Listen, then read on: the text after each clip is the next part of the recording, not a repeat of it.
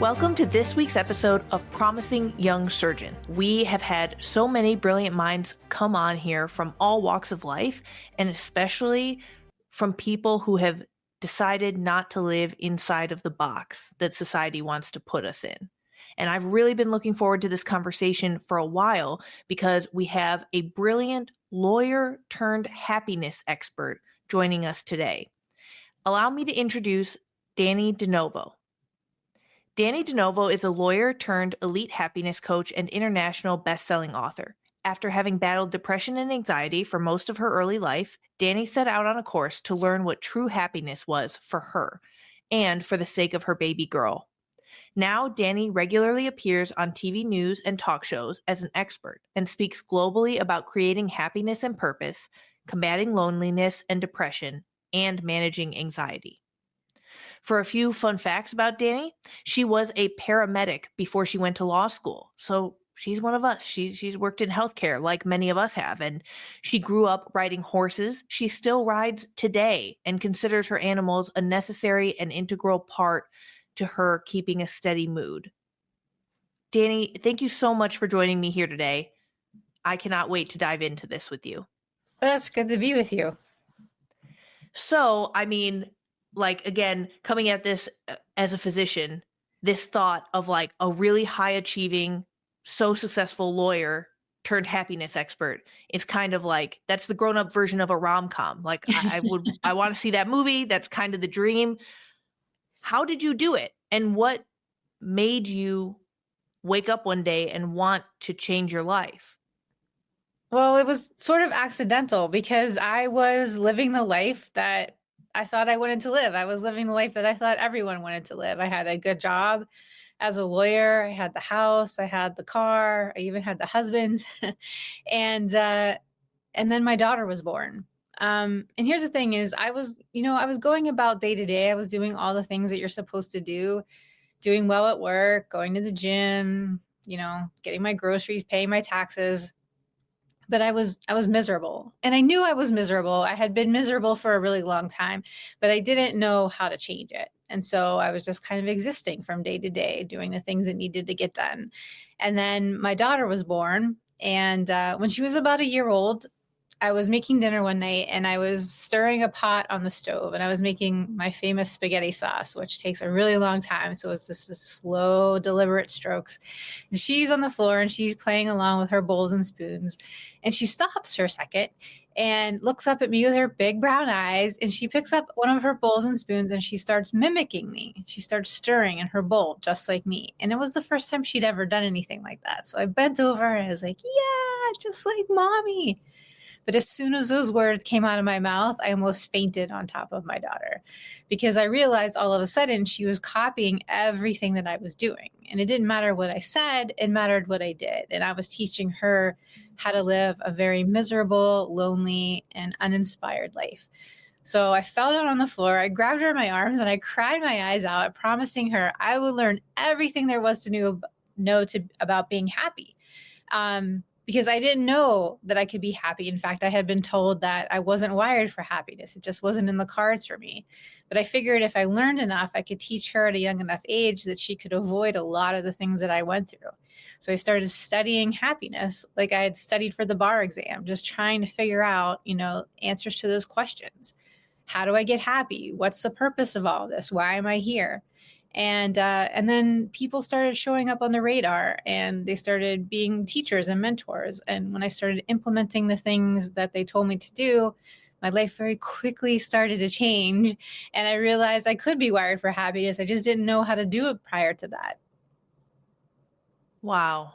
Like I said, I want to watch this movie. I literally have goosebumps. I think that that's very powerful. And for people, I think, who are very selfless and very giving, it might be hard for them to make a huge change in their life for themselves. But, in your case, you were able to do it kind of driven by your love for your daughter and, the prioritization of her and her happiness. So it's kind of interesting how some people arrive at this. Yeah, I took the focus off of me and put it on her. And I still kind of do every day because it's It's not an easy journey for me. Like you said before, I suffered from depression and anxiety all of my life. And I'm not the kind of person who wakes up in the morning who's just like, hey, another day. All right, let's go. I really have to work hard to kind of bring myself up to just a basic level. And so there's two things that I see immediately when I wake up every morning. One is a picture of my daughter, and the other is a little sign next to it that says, when you feel like quitting, remember why you started. And so I use that as the inspiration every day, because even if I can't do it for myself, I know she's still watching and I do it for her. That's really beautiful. And, as you're talking about your story, I feel like I can really relate, like, in the sense that my natural disposition is not sunny. That's like, not news to anyone who's ever met or seen me. Like, I am kind of a gloomy person.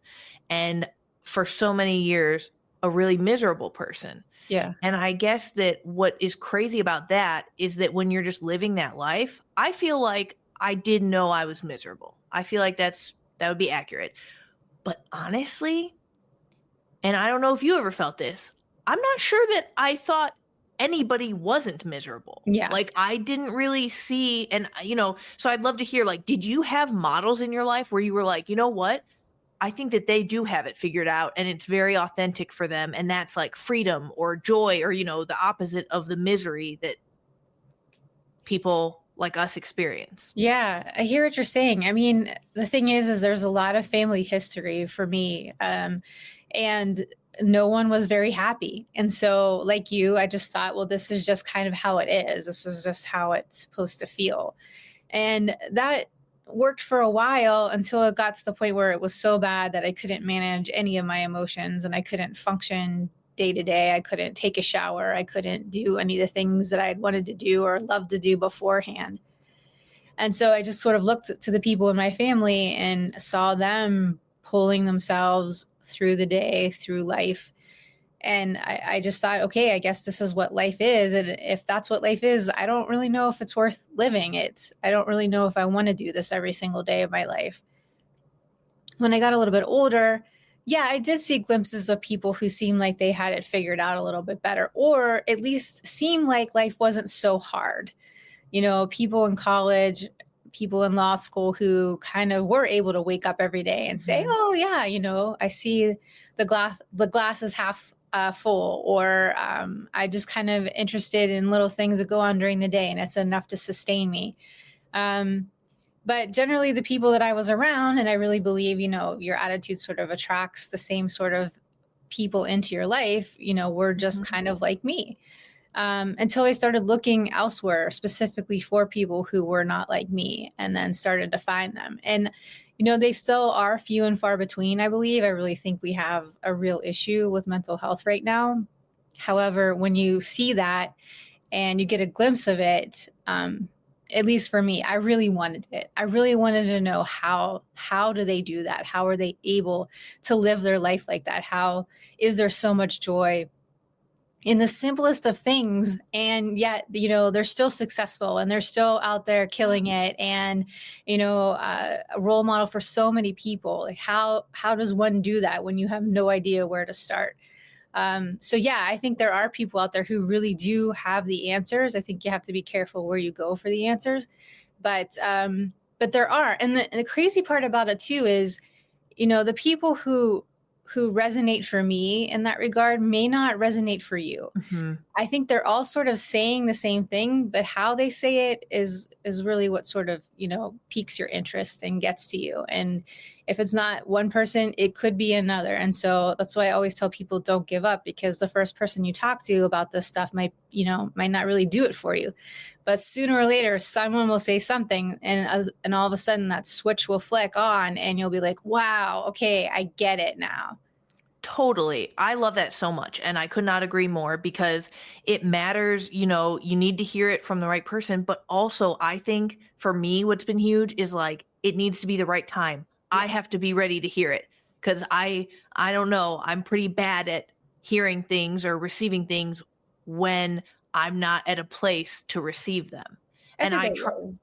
Yeah, Yeah. exactly. Exactly. Like that's so difficult. That's like, um, you know, it's not futile, but it is funny because at 33, I have lived enough to be able to look back to be like, you know what? This issue that arose 1 year ago, it's actually possible when I examine my memories that like 5 years ago, that was what that person might have been alluding to. Yeah. Like, but you need to be ready to receive the message. We can prepare ourselves, I think, by practicing like openness and things like that. Like I really actively try to cultivate right now in my life just an openness to all feedback. So like, I think consequently I've learned more lessons kind of more efficiently over the past several months because I'm coming to them with that mindset.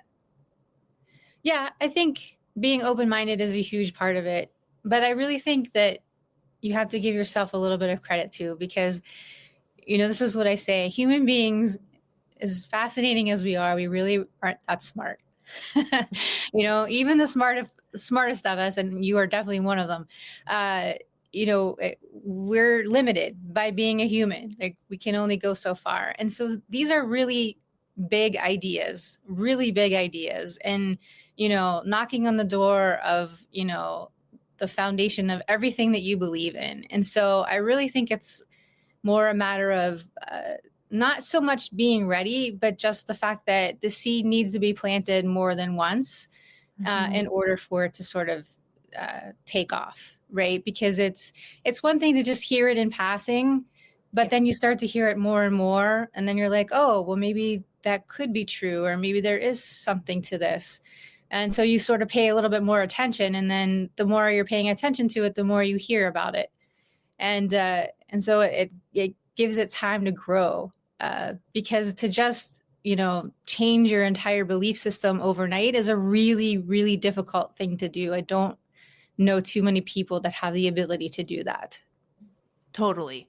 Or it would take such extreme circumstances. So I love that. And thank you for the nice compliment. But I agree. I think I'm very representative of the people where, like, I remember even in grade school, people would be like, oh, she's really smart, but only at some things. And they'd be like incredibly dumb in other ways, like no street smarts. And, jokingly, although I think there's truth to this, God doesn't give with both hands. And so I think that we play to our strengths. That's awesome to do. Know yourself, play to your strengths. And, one thing that I wanted to call out specifically as we go back to your journey, and again, like, starting to, because yes, before you just wake up and change your life, there's starting to want to change your life. And for me, that has meant looking for like possible models of, okay, this is a person who I would love to know how and why they're doing it right. I'd love to bottle that up and like get some of that for myself. But social media, I think, has helped me a lot because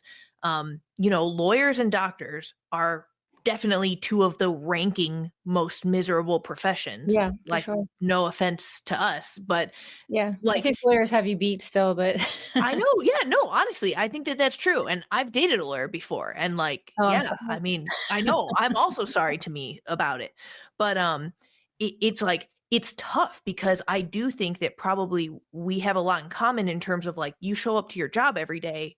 It's not like the best vibes. It's not like filled with all these models of like fulfilled, very present, um, worker bees. And so I do think that social media did help me, yes, like news, networking, social media helped me to go outside of my own bubble. Like, as you mentioned, just start to actually look for other people, whether that's even inside or outside of medicine for myself, and to say, okay, you know, I think I could be doing this better. I don't see people in my immediate vicinity doing it better. What can we turn to? And so for you, I love that you said that you started studying it like you studied for the bar. I totally get it. And I didn't sometimes know any other way to start. That's the, I was like, okay, I'm going to research this like a lawyer, because and then I started in places where it made the most sense to me, that I had, some idea of where people got a sense of joy. I started in philosophy and religion, and just kind of branched out from there, right? What made sense, who was tackling these things, who was looking at it differently. so did you just show up and you started checking out books at the library? Like, what did that physically look like in Yeah, terms of I've read turning? a ton. I've read a ton, but there comes a point where where you can't just read anymore. You've got to get off your butt and you've got to actually implement things on your own. So all the knowledge in the world really isn't going to help you very much at some point. Hmm. And I tell people too, the happiness journey isn't for the faint of heart, because it is an exercise, it's a practice, right, of learning about yourself. And while I say human beings aren't that smart, and I say that sort of tongue in cheek, you're an incredibly complex human being and an entity at the same time. And so trying to understand yourself is a lifelong journey, and you're never going to figure it all out, because as you age and as you experience different things, you change, of course. So your learning has to kind of go along with where you are in life. And while I think, social media is great because it just gives you access to so many different people, and ways of thinking, I think you just need to be careful and, again, who you're listening to. But you're not going to get it right every time, right? You might be very much attracted to a message or a certain person, and so you really start studying them or listening to their message, and then 6 months or a year down the road, you realize, okay, they really don't have it figured out. But it showed me something about myself, either something Hmm. that I want, or something that I wasn't listening to prior to that. And you'll just kind of find your way through it. But you've got to get up every day and continue to make the effort to do that. It's not something where, you're going to get there and then all of a sudden life's going to be great and you never have to work at it anymore. I work at it every single day, and it's a non negotiable for me. And some people do see some Hmm. things that I do as selfish, I think. But if I don't do it, I know how quickly I can slip back down to where I was. And then the people around me, I can't do anything for. So, the first 10 to 15 minutes of every day are devoted to me and what I need to do to get myself to where I need to be to Hmm. tackle the day. And then as the day goes on, if I need to take more time to do that, then I take more time to do that. And of course, I do more in depth things at other points in time. But I guess just to go back to what you were getting at is that um, the journey is hard sometimes, because it's not going to ring your front doorbell, and your next door neighbor probably isn't going to be the person that enlightens you. You really have to go out looking for it, and then when you sort of show the universe, or back, lack of a better way of saying it, when you show the universe that you're all in, then things start to show up, just like teachers and mentors started to show up for me. That's incredible. I mean, what are some of the ways that like teachers and mentors showed up for you? Because I do believe in that kind of stuff, and I think it's cosmic. And when the student is ready, the teacher appears. Yeah. Right. Well, one of my teachers told me once that there's no such thing as a coincidence, that, and you're creating what is around you. And so I've studied with, personal and professional development people. I've studied with shaman and monks. You name it. I've looked at it, because I really wanted to approach it as, trial and error. What really Hmm. does work, what doesn't. And they all sort of have their own pieces of advice that you have to sort of try on and see how it fits for you. I had one shaman tell me once. I asked him, what's the most important thing you've learned and in your Hmm. entire journey? And he said that people need to learn to create alongside of life. That we're that we don't hit the, and this is all being translated to me because he didn't speak English, but he was saying, we need to look at it as a wave. You can't ride on top of the wave, and you don't want to be, sort of caught up in the middle of it. You just want to be able to be with the wave and ride it. And that's what you kind of have to learn how to do. And when you're pushing too hard, you're going against Hmm. it. And when you're not pushing enough, you're not, giving it the energy that it needs. And to be able to feel that vibration, so to speak, and be in sync with everything. And so I took that to heart a lot, because I was always trying to control so many things in my life. And then when I sort of looked at everything and I was like, hey, you know what? I can't really control anything other than myself. I can control my thoughts and I can control my behavior, and I have influence over other things, but I don't have control. And when you kind of let that go and just realize, this is all I can really work on at any given time, it's a little bit daunting, but it's also freeing in that respect. So I think the first thing that I learned was not to put so much pressure on myself in certain areas, but then not to give myself excuses and others. And you really have to sort of play that balancing act every time you're going after something where you're changing or growing or looking to do something new. Yeah.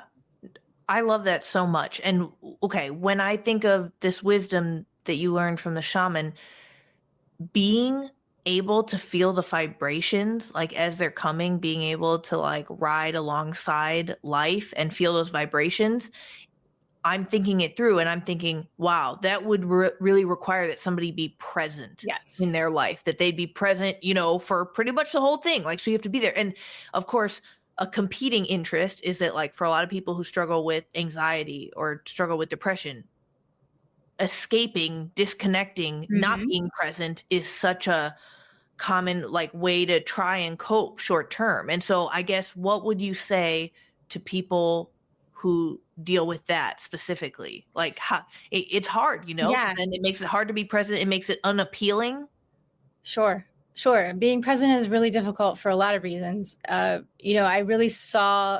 began to see my depression as an addiction, sort of just being addicted to a certain way of thinking, and, just being stuck on autopilot of, feeling down and feeling down on myself and not talking to myself in a respectful and caring way and not talking about life in a, excited way and an inspired way. We really get stuck in these habits of doing things, and then it's really difficult to pull yourself out of. But really working on being present, being grounded, being aware of, the thoughts that are going through your head and how you look at things and the wording that you use, and uh, how you approach people and how you approach situations and circumstances. At first, and I was always a very practical person. And so this was really difficult for me because um, I always told myself, well, you're not a flaky, person. You're not a bounce around and whistle and skip all over the place and deny what's really going on in the world kind of a person. But the truth is, you can really look at things any way that you want to. And I think one of the things that someone said to me, and I was actually thinking about this today, which is sort of interesting. So he must be thinking about me, is that one of my mentors said to me, Danny, people made money during the Great Depression. And I was always like, what does he really mean by that? And I think when you kind of come to terms with everything, the world is a very uncertain place. There's a lot of crazy stuff going on right now, economically, politically, you name it. And there's a lot of ways to get sort of caught up in the fear of all of that. But even in the craziest of times, people found a way to rise up above it, to persevere, to make great changes, to evolve, to help, humanity. And so it really is a matter of, what do you want to do with your life and how do you want to do it? And I think just that mindset alone has meant a lot to me. Incredible. Like I really agree with what you're saying. I think that resonates very strongly with me. And I don't know if you've seen Game of Thrones, but I do have to throw in one Game of Thrones quote Okay, because I haven't seen it, but go ahead. oh my gosh. Okay, well, for any of my like throne heads out there, but basically there's Game of Thrones, it's kind of like a very long strategical drama. And anyway, one of the characters, Littlefinger, he says at a point at which there's a lot of turmoil, uncertainty, there's a lot of like transitions of power, things like that going on. He says to another subversive guy, the quote, chaos is not a pit. Chaos is a ladder. Yeah. So I just really was reminded of that scene specifically, another way to look at like what your mentor was describing to you. Yeah. And in chaos, I mean, you can be still an incredibly grounded person. And again, it takes a lot of work. I mean, it's a lot to consciously be aware of what you're feeling and what you're thinking. And people will shy away from it because some of those feelings aren't so great. And so we do ourselves a huge disservice by, well, I'm feeling sad, or I'm feeling angry, or I'm feeling fearful, and I don't want to feel those things. So I'm just going to shove them to the side and pretend like they're not there right now. But what I have found is, you're really just kind of keeping that energy stuck inside of your system. And so it layers on top of itself, and it creates almost like this vortex around certain parts of your body. And until you can start to release some of that, and that'll come out in layers, and that doesn't feel super great either. Um, it's just sort of stuck there. And then it sort of takes on its own story. So maybe you were afraid of something when you were younger, and you shoved it down because you weren't allowed to be afraid in front of certain people, or there was some sort of survival mechanism in place. And so you shoved it down deep inside of you. And then that fear that just sort of surrounded this one specific circumstance takes on this entire story of its own. And every time there's more fear, the story gets bigger and bigger and bigger. You just can't even conquer this monster that you've created inside of yourself. But when you're present and you just let feelings and emotions come through at the time that they come through, and you breathe through it, and you realize they don't really hang around that long. It's uncomfortable for a couple of minutes, 5 minutes. If it's something really bad, it might be uncomfortable for a little bit longer, but eventually it will move through your system, and then it won't be there anymore. But what you're really doing, hurting yourself by, like stopping the tears and being like, no, I'm tough, or whatever you do to sort of cut everything off, and adding it to the layers and layers of stuff that you sort of smashed away over time. Yeah, one of my favorite books on a similar topic is The Untethered Soul, Oh, it's Michael a great book. Singer. Yeah, and he writes, that's the first time I had heard about blocked chakras and this kind of concept that what you don't process, your body holds on to. Yeah. And yeah, I mean, so that was the first time I heard about it a few years ago, learning from this book, and I was like, damn it. I Yeah. I have mean, so many strangely blocked enough, chakras. Like, I yeah. think that's very real. I mean, I coach a lot of men, and I see this, obviously a lot with them because, as a young boy, you weren't allowed, or you were made fun of for having any sort of emotion, or you weren't really taught how to deal with it. At least some, historically, girls were at least allowed to cry, right? Um, but yeah, it sort of takes over your entire system, and then it becomes even more difficult to be with certain emotions in the moment, because not only are you having to deal with, okay, I'm feeling sad, I'm feeling angry, I'm feeling fearful, but it triggers all those other things inside of you that you've never dealt with, and so now it becomes even more powerful. So yeah, it's so much easier to just be, on autopilot and not have to deal with any of it. I don't have to think about this because I have these bills to pay, and I don't have to think about this because I have a million things on my to-do list.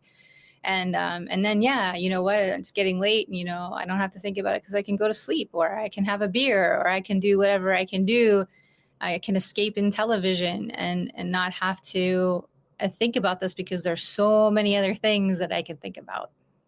Yeah, exactly. I mean, I'm that person, and I'm very much earlier on in my journey. Like, I think that I am past the crux of it where I identified I don't want to live this way anymore, Yeah. but it is quite unpleasant to be present all the time. I mean, even being present some of the time. Like, there's a reason why I dissociated for most of the past several years, and especially in training and things like Yeah. that. So I'm not sure that it's true or not. So I'm just asking, like, so Yeah. it sounds like maybe it will get easier, right? Like, so what would you say to a person, me, who's struggling like at that point where it's not an ingrained practice, it's not that easy. I don't know that I trust it. I'm a little bit like, I mean, I'll do it if it's my homework. I want to unblock my chakras, but Yeah. I say, does it get easier? It gets easier because you trust the process more. So with that respect, and it becomes easier the more, like anything else, the more you train yourself to be aware of what's going on inside your mind, the easier it is to realize what's going on inside your mind. Um, yeah. but does it get easier? I mean, yeah, it does and it doesn't, because you're still a human being trying to figure out this human experience that you've never had before, and dealing with all these other human beings in the process, and all these things that you probably didn't deal with yet. And I think it becomes overwhelming sometimes. And when it's like that, I just allow it to be like that. I don't control it, right? I just realize and understand that and accept that right now this is going to be a little bit difficult, and I might not even know why. I sometimes I just have these Mhm. surge of emotions come up. I have no idea where they're coming from. And one of my brilliant mentors once told me, it doesn't matter. It doesn't matter why they're there or why they're coming up. It's the exercise is just dealing with them in the present moment, right? And Mhm. so, I'm a questioner. I always have been. I always wanted to be like, well, why is this happening now? And why do I feel this way? And why did that person react to me that Yeah, way? what Right? does it mean? Yeah. What does all this mean? And when you're like, oh, it doesn't really mean anything. It's about you and how you're responding to life. That's really the journey is how are you going to respond to the things that are happening around you? And then I learned that if you want to take it even a little bit more woo woo, right? That the experience is for you. This entire experience, the good, the bad, all of it is for you. And so anytime anything confusing comes up, the two questions I ask are, how is this for me? Right? How is this for me? It's here for a reason. How is this for Mhm. me? And how is this me? Because I'm also creating the life around me and everything is mirroring back to me what I am feeling, how I'm thinking, right? So how is this me? How is this Oh, really uncomfortable situation showing me myself and what I need to see about myself? And those are really hard questions to ask because every day you're sort of faced with the fact that you're even less perfect than you thought you were the day before. And that's okay. It really is. I give myself a lot more permission to be not so perfect than I did a long time ago. And when I do that, I find that life is a lot more fun. yes. Yes, totally. And I know I think that that's so helpful. I appreciate you kind of, delineating that for us. I love that. I think I got to put that on my mantra wall. And I will say, like, for people who are interested in this journey, I'm maybe such a baby like along the way that I'm not making it look that glamorous right now, but I actually already feel some of what Danny's describing here in terms of I know myself a little bit better every day, which is equivalent for me to finding out, maybe something unsavory about myself or just Yeah. some various imperfection that I have. But honestly, even though that sounds so bad, it has been great. That has, like, for me, that has been very freeing. And I agree. It almost paradoxically, because normally I'd say, well, imperfect equals evil equals I don't want to touch it. I wouldn't touch that with a 10-foot pole. But yeah, it's been very freeing and joyful. And so I think that says a lot. I couldn't have fathomed, 3 years ago feeling joy or freedom or anything like that. So, I mean, if the price to pay is that I learn more of my imperfections every day, I'd be like, that's honestly a fair trade. Yeah, and I think you could take it one step further and realize it's really not about perfect or imperfect. It's just about what is, right? And when you stop labeling things all the time, it also gets a lot easier. I don't like to use the words good or bad uh, because every situation has a little bit of everything in it. And if you look really, really hard, even in the worst situations, you can find some good. I mean, sometimes you really have to look for it. Don't get me wrong, but there's something there.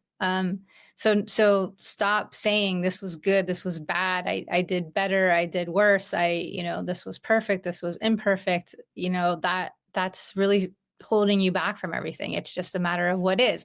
And again, back to that whole riding the wave thing, realizing, okay, I'm imperfect. I did some stuff that wasn't super great. Maybe I'm not as an amazing of a person as I thought I was, but not allowing that to be the excuse for not doing better tomorrow. And Mhm. when you screw up again, then you give yourself the grace and the forgiveness and you say, okay, that didn't go the way that I had hoped, but tomorrow's another day. And so continuing to try to become a better person. So you've got to constantly balance yourself in that space of, I'm allowed to be imperfect, but I also have to keep trying to be better. That's very well said. I feel like if I had maybe a little whiteboard above my desk that was like, hours since last unhelpful thought. Like I We legitimately wouldn't get spent very far. oh yeah, I mean, I'd be like 30 minutes, I guess, because I spent the full drive from the hospital to here for the recording ranting about how it was like the worst clinic day ever. And it kind of was a dumpster fire. But I mean, like, I guess that resets my little clock. And I don't feel better for having, ranted about it for those 15 minutes. And in fact, I don't get those 15 minutes back. So I think that there's a lot of value in what you're saying. And even just like, even though that's kind of a joke about the whiteboard, I might pop a post-it note up in my office or something.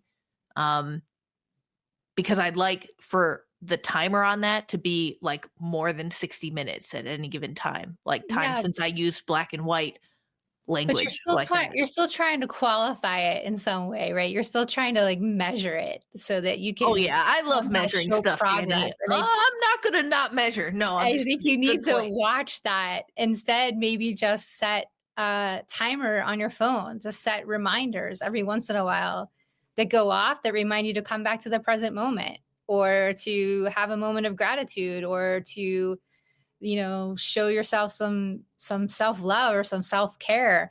Do it that way instead of sort of measuring it to see, am I getting better, and get rid of those terms. Instead, just make it about being present and being caring to yourself, or caring to others, or just showing your gratitude for whatever it is you can find in that given moment.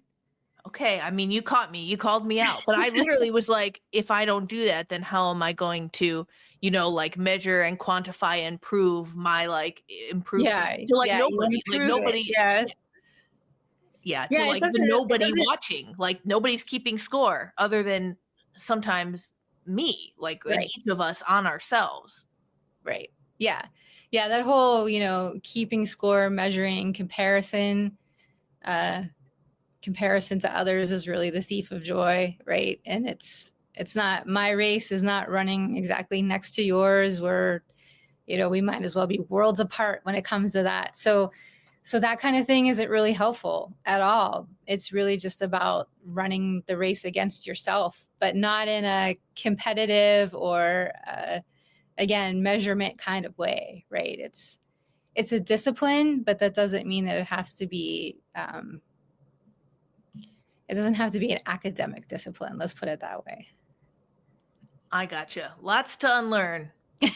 Of course. Keep me busy for the rest of my days.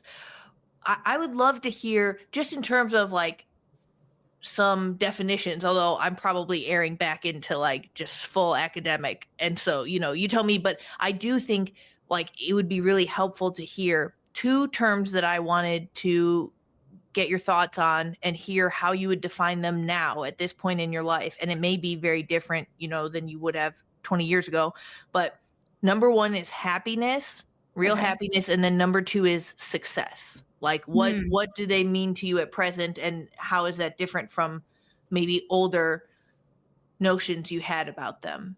Yeah. So for me, happiness is a sustainable state of being wherein I feel connected.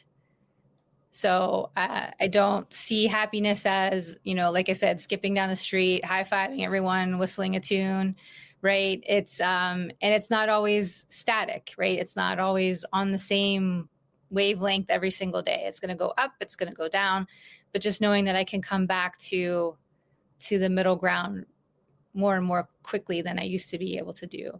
So it's sustainable in that regard, and it's where I feel connected. Do I feel connected to myself? Do I feel connected to the universe? Do I feel connected and a part of something bigger than I am? And do I tap into that on a regular basis? So if I'm doing those things, then I consider that to be happiness, and it's served me pretty well. For success, what do I think success is? I think success is staying in that sustainable state and doing it better today than I did it yesterday. And that's really kind of all that I sort of try to measure it by. Because here's the thing is, we tend to go through life sort of punctuated by these moments, by these milestones, right? So it's okay, I'm going to graduate from high school, and then I'm going to go to college, and then I'm going to go on to professional school, and then I'm going to start my career, and maybe I'm going to get married. I'm going to buy a house. I'm going to have kids. And we go boom, boom, boom, boom, boom through all these things in life. And then we kind of get stopped for a minute. It's like, okay, well, I did all those things I'm supposed to do. Now what? And then we sort of become obsessed with this idea of, well, if I get this particular job, I'll be happy. Or if I get this amount of money, then I'll be happy. If I achieve this or this award or this accolade, then I'll be happy. And then you find you kind of go through these moments and these things, and you achieve and you hit those moments. And yeah, it feels really good at that time, but it quickly goes away and you're focused on the next thing again. So that's to me, that's the definition of the rat race. It's just going from, thing to material thing to achievement or whatever it is to the next thing.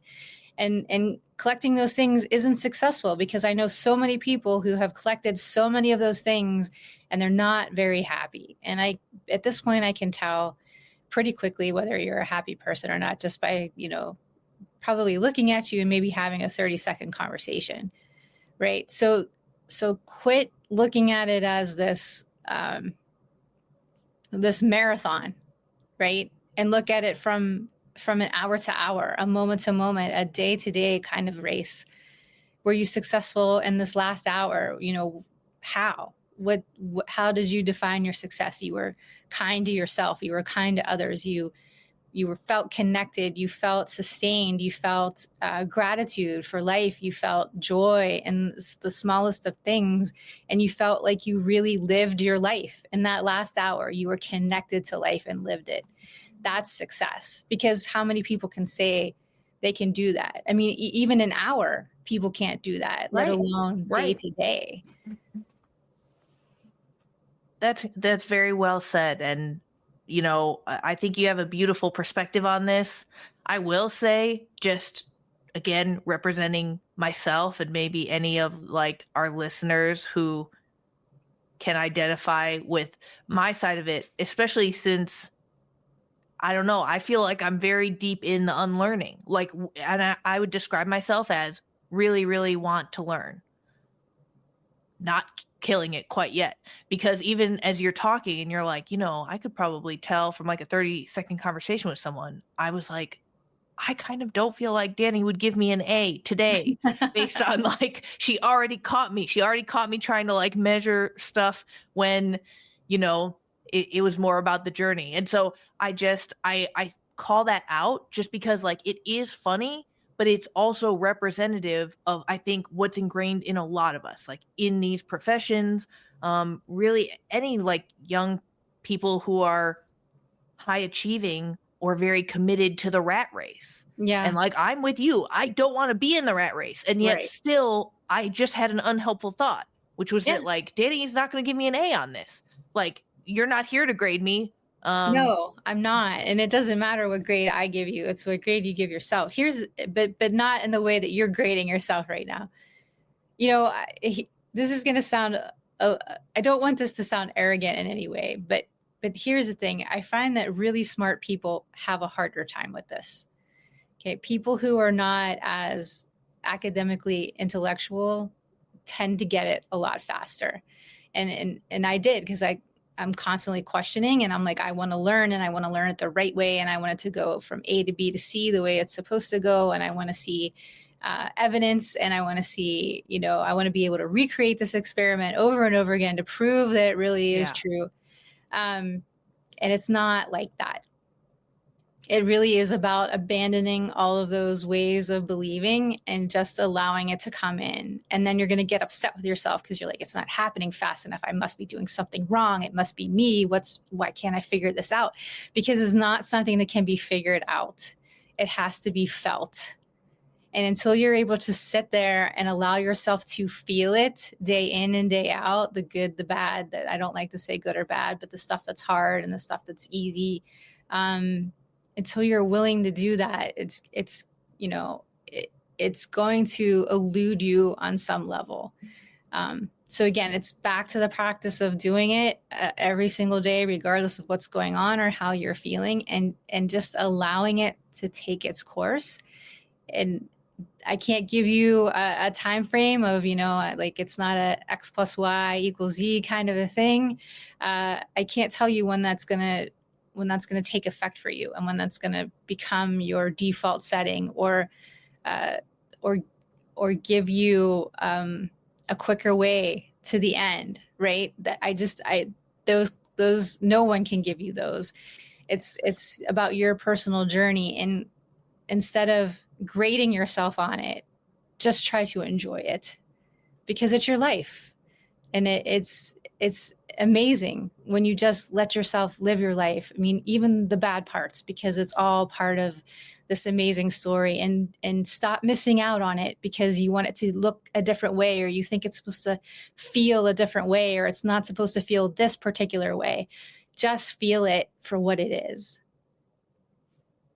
Yeah, I totally, I mean, I'll take a shortcut whenever one exists, but I get that there isn't one here, and I think it's just so helpful that in real time, you caught and pointed out, like, I feel like I still approach every single thing. There's not a single thing in my life I don't approach this way, where I'm like, "Okay, the burden of proof is Yeah, on me." And, yeah. like, so, I mean, that's why, I came up with my whiteboard scheme and stuff like that, and it's like, yeah, it's very interesting because I need to kind of examine, like, well, why do I feel like the burden of proof is on me? Like, there isn't a Yeah, final grade in but life, but and don't examine it. That's what I'm telling you. This is a way for your brain to get stuck in the same mode. Um, all of those things are incredibly amazing and helpful for you being a surgeon and for being a physician and for doing the things that you do in your career every single day, but an incredible hindrance when it comes to this kind of way of thinking. well, to being alive, like, or being happy. I think it's hindering me. I see that something's hindering me, and I've lowered it down to, like, some of these unhelpful thoughts and approaches.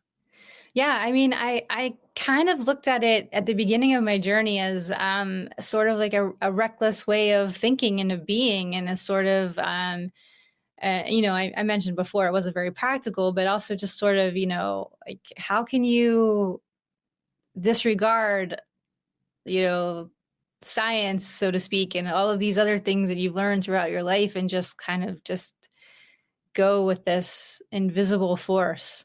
It's not an easy thing to surrender to. It really isn't. And so when you first start doing it, you're going to feel reckless and stupid, and selfish and weird and everything else, and it's all going to feel very uncomfortable, and you're going to be ashamed to be talking about it to other people, and you're going to make fun of yourself for doing it, and you're going to come up with all these excuses and reasons why it's not working. Um, but when you keep trying and you keep sitting with it, and I don't know how many of your listeners play golf. I don't Are you a golfer? Yeah. Yeah, we Okay, golf. so when you start out golfing, I didn't pick up the game until a little bit later in life. I didn't play as a kid. Mhm. And so you're out there and you're just like taking these hacks, and you're just terrible. You just suck at the game. And then all of a sudden you'll hit one ball and it'll just be like the most perfect shot. And all of that is worth going back and having another 6 hours of crappy, time on the golf course, just that one shot. And that's a lot what this is like. My daughter started playing softball this year, and I say the same thing, right? Like, I can tell you how to hold the bat. I can tell you to keep your elbow up and to keep your head down, and I can tell you to, use your hips and all of those things. I can give you all of those cues, right? But I can't tell you what it feels like to hit that home run until you hit it and you feel it for yourself. And so you've just got to keep coming back to batting practice every single day and doing the fundamentals. And then sooner or later, you will make contact and you'll be like, oh, okay, this is worth Mhm. it. That's the best analogy I could give. That's very true. And, I know that in your book, Get in a Good Mood and Stay there are exercises, right, to help us come off of autopilot and Right. really, like, Yeah. achieve everything that we're discussing today. Yeah. Things to, just help you. It's really just about shifting your mindset any way that you can you can stop all those voices from going on and listen to that one true voice. And I'm always coming up with different ways to do it. And this is incredibly grounded in science, which will be helpful for a lot of your physician friends. Woo! um, but one thing that I've come up with in the last year that's been incredibly helpful for my daughter are riddles. When I see her sort of getting overwhelmed or anxious or just like having a hard time getting out of that cycle of, this perpetual thought that I can't get off of, I'll just take out my phone and grab a riddle. And then it's like, it dislodges Yeah. everything. And suddenly I have to Mm. think about something different, and it flips that switch. And then all of a sudden I'm not on that cycle anymore. I'm on something different. So there's a lot of different ways to do it and to sort of play with your mind in that regard. And then you just get better and better at doing it. And pretty soon you'll just be able to be like, okay, I see what I'm doing here. I'm going to stop. Every time you stop at a red light, take a deep breath and just focus on something, the car in front of you or a light on your dashboard or anything that just stops the autopilot. And then you'll just kind of get used to it. That's like I was saying, the little reminders on your phone, you won't have to set them anymore because you'll just check in automatically. That's awesome. The riddles trick is really cool. I love that that works for your daughter. I think of like for me, two examples of things that really help because I am like very tactile. Yeah. So using my hands actually helps. And literally, I got a Rubik's cube, a few weeks ago. I've been just absolutely going to town. It's very soothing. It's Yeah. very soothing. I use the algorithm on the 3x3 and like the combination of putting a little bit of thought and then using my hands. It's great. I think it breaks it up for me. And then the other example that I'll give is I do my nails at home, but I paint my nails like typically maybe about every third day. And it's very soothing. It's a very soothing activity. I've got it down to a science. And it can help, you know, it can help me out if I'm activated. Yeah. I mean, I was I was at a pizza parlor with my daughter one night, and she was young, and she insisted that she was going to go get the pizza off the counter when they called her name herself. And I said, "Okay, go ahead." And of course, it's very hot, and she picks it up and it slides off the little pan and onto the floor. Oh. And, okay, it's a piece of pizza. And I'm sure these people see this happen every single day, right? Not even to kids, Mhm. to, Yeah. adults. But this was she just lost it. And then I saw all of these parents in this pizza parlor get triggered because of all the times, like either their own anxiety or their kids' anxiety. And so all of these parents were trying to console her and all of these other things. But what I had learned over time is, just these quick little ways to trigger your parasympathetic nervous system. And I had this little pouch in my purse that I keep with me, and now I use it as like my anti-anxiety kit. And there's just so many things that you can do so quickly. If you just have a makeup brush in your purse or in your Mm. car, and you're feeling, strung out or just over anxious, and just rub it against your ear and allow that to come in, or a little bit of lip balm, all of those nerve Mhm. endings in your lips, begin to soothe, and anything that just starts to trigger that parasympathetic nervous system for you will help you get out of that chaotic way of thinking and be like, okay, you know what, this is not an emergency. I'm Mhm. going to be all right. How can I think about this in a different way and just calm down for a second? So yeah, there's so many great things with that in neuroscience, and even, nutrition now Mhm. that can help so much. Just help you get out of that situation. And then when you're out of there and you're safe, then you can come back to the present moment and say, okay, how do I really need to look at this? Yeah. Well, wonderful. And I wanted to close by asking if you have any exciting upcoming projects that you can share with us or tell us a little bit about. Exciting upcoming things. Well, I just did an appearance on the Tamron Hall show, which was pretty exciting and fun. And Awesome. that was great. I got to connect with a lot of people and just talk about my journey. Mhm. I'm working on another book, and I'm almost done. So hopefully that'll be coming out within the next year. And other than that, I am putting together some courses. I have one course on my website now, that goes along with my book, Get in a Good Mood and Stay There, and really focuses on, those little tricks of the mind to help you come back to the present moment. But I'm working on other things too, just to help people quickly and easily, kind of get back to that sustainable state again. And to really sort of take ownership and responsibility for the fact that, it's your life, your happiness is your responsibility. So please take advantage of the fact that you have more power than you realize when it comes to your happiness. What an incredible message. Dannie, you and your journey have been so inspirational to learn about. And thank you again for being here today to really share all of that with us. I have a lot to think about. I think that I'm allowed to say that, right? I can be like, I have a You lot can to think about it, but I need you to feel it more. Oh my How God, about I have that? to feel about it. You Okay, have to well, feel it. I have to go feel about some stuff after this. But There you thank go. you. Like, seriously, it's great. And I think you have made my life better, by teaching this. I appreciate you disseminating the message because people need to hear it. Yeah, absolutely.